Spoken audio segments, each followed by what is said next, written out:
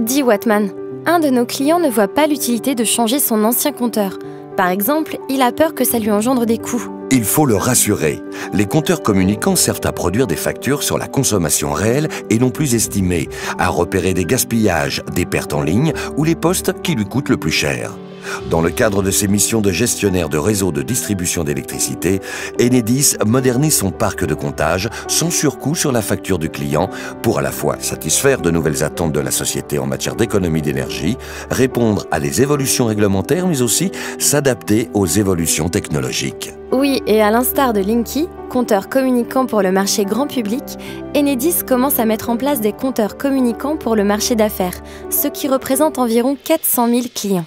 Sur le marché d'affaires, qui concerne de grands sites industriels et tertiaires, tout va dépendre de la tension d'alimentation du compteur. Pour la basse tension, c'est le compteur PME-PMI. Pour le HTA, en général 20 000 volts, c'est le compteur Saphir.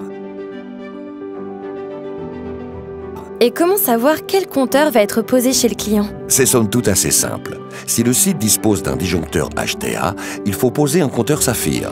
Sinon, c'est un compteur PME-PMI. Comment rassurer le client sur les nouvelles fonctionnalités apportées par ces nouveaux compteurs? Avec ces nouveaux compteurs, les prestations d'Enedis pourront être effectuées à distance, notamment celles qui concernent l'augmentation de puissance, et il n'y aura plus nécessité de faire intervenir le client pour accéder au comptage. Comme je te l'ai dit, les factures seront dorénavant basées sur la consommation réelle et non plus estimée. De plus, le client pourra avoir accès à de nouvelles offres fournisseurs plus adaptées à son mode de consommation et disposer quasiment en temps réel de ses courbes de charge. Tu as raison. Dans le compteur sera programmée la grille tarifaire personnalisée de son fournisseur. Le client pourra ainsi mieux gérer ses dépenses d'électricité et mieux adapter sa consommation en fonction des nouveaux horaires définis dans la grille tarifaire du fournisseur. Des applications web et mobiles existent afin de suivre en temps réel sa courbe de charge et ainsi mieux la surveiller. Comme tu peux le voir, le client va y gagner à installer ces nouveaux compteurs communicants. Il va ainsi mieux lisser sa courbe de charge et mieux dimensionner sa consommation électrique. Tout ceci lui fera baisser significativement ses coûts fixes. Par ailleurs, il pourra aussi bénéficier de la pointe mobile, beaucoup plus souple que les anciennes offres EJP, effacement jour de pointe. C'est vrai, Watman. Avant, il existait un tarif réglementé de vente spécifique, le JP, qui incitait les clients ayant souscrit l'offre, notamment en jour de forte demande d'énergie, à effacer de la consommation.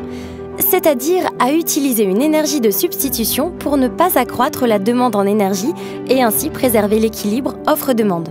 Or, seul EDF pouvait proposer ce tarif réglementé de vente. Aujourd'hui, suite à la fin des tarifs réglementés de vente et grâce aux compteurs communicants, tous les fournisseurs pourront proposer un service de période mobile. Les données de courbe de charge fournies par les compteurs communicants permettront aux fournisseurs de définir une solution adaptée et personnalisée au profil de consommation du client. Oui, la période mobile permet de modifier temporairement la méthode de comptage des consommations. Elle repose sur une technologie de diffusion mixte, SI et Télécom, qui permet de regrouper des points indépendamment de leur localisation géographique, et ceci pour chaque fournisseur.